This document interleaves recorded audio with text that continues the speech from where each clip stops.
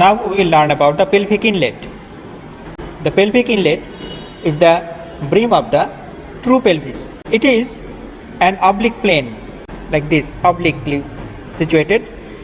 The bony parts taking part in it on both sides are upper border of the symphysis pubis, then linear terminalis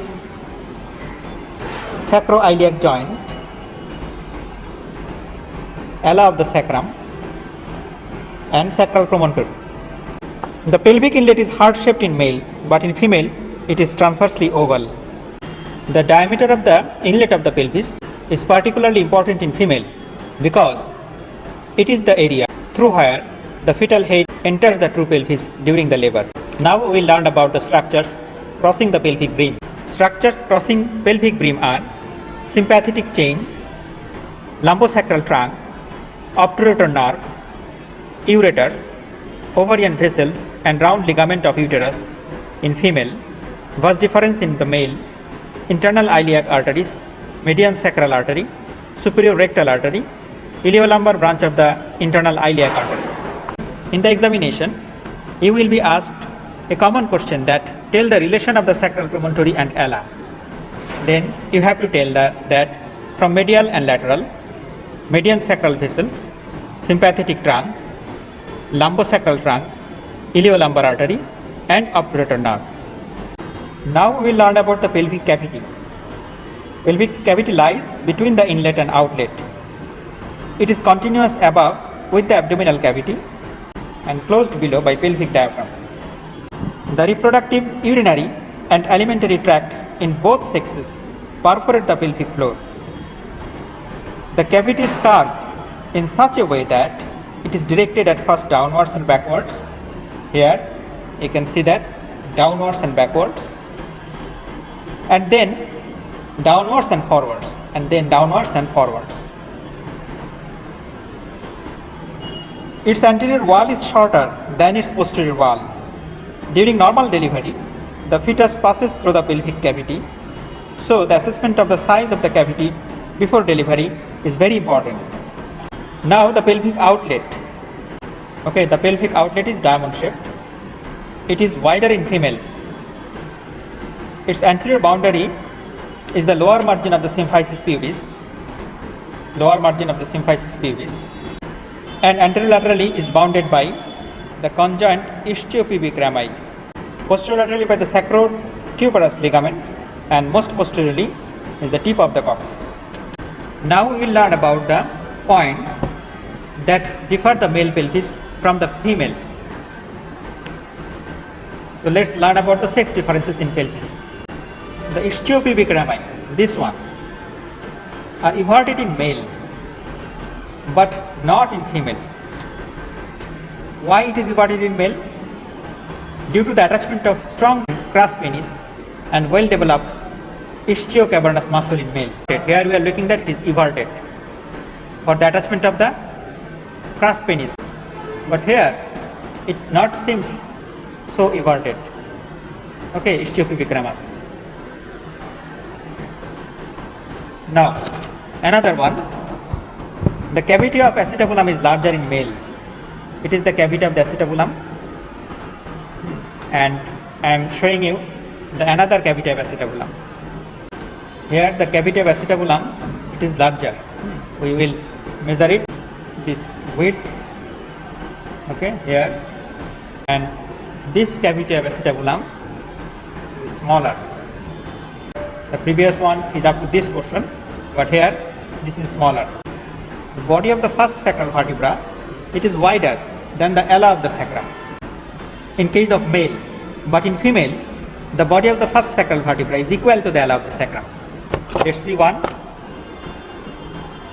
If we consider this, it is our first sacral vertebra. So vertebral body of the first sacral vertebra is equal to the ala of the sacrum. This is the ala from here to here. Okay. The subpubic angle is acute in male. This is the subpubic angle in between the two istiopubic ramus. Here is the subpubic angle. It is the subpubic angle. Okay. It is acute in case of male. Look at this subpubic angle. Is it acute like the previous one? No, it is wider, isn't it? The pelvic inlet is heart shaped in male and transversely oval in female. Here, from the promontory, we can see that it is heart shaped. But here, what are we looking at? It is oval shape. It is oval shaped. Okay, and transversely oval, isn't it? Pelvic outlet is smaller in male. Look at this outlet. This type. It is the pelvic outlet.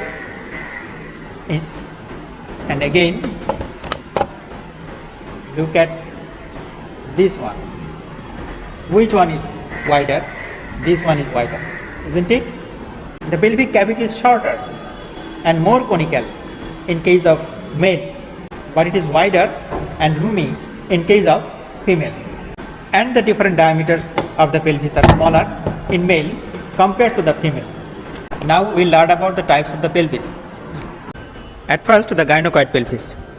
Gynecoid pelvis is that pelvis where the shape of the inlet is more or less circular with its maximum transverse diameter. So we have termed it as oval before. It is the normal female pelvis. So let's draw it. Transversely,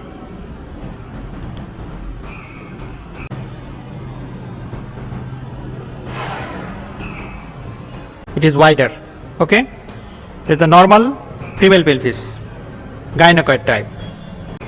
The fourth one is platypeloid type, where the transverse diameter is more wider than the anterior posterior diameter.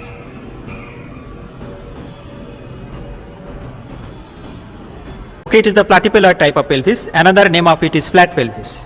Here, the anterior posterior diameter is compressed, and this occurs due to the deficiency of vitamin D. Another type of pelvis is known as the android type of pelvis. Okay, it is the heart-shaped pelvis. If we draw it,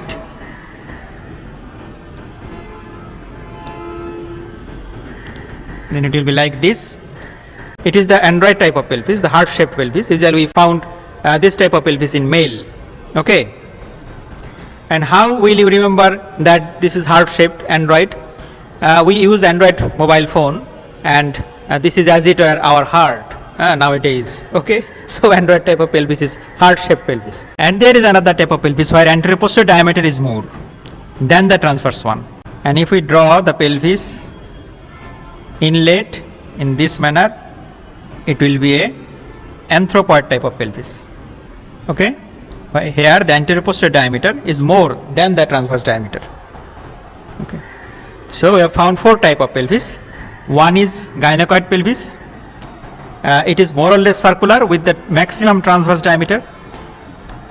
Second one is android type, that is heart shaped. Usually we find this type of gynecoid pelvis in female and this type of pelvis in male. But if we found this type of pelvis in case of female, then we assume that normal child delivery will be problematic there. Another type of pelvis is anthropoid pelvis, where the anterior posterior diameter is greater than the transverse diameter. And the fourth one is the platypeloid pelvis, where the anterior posterior diameter is very much less than the transverse diameter, and it is known as the flat pelvis.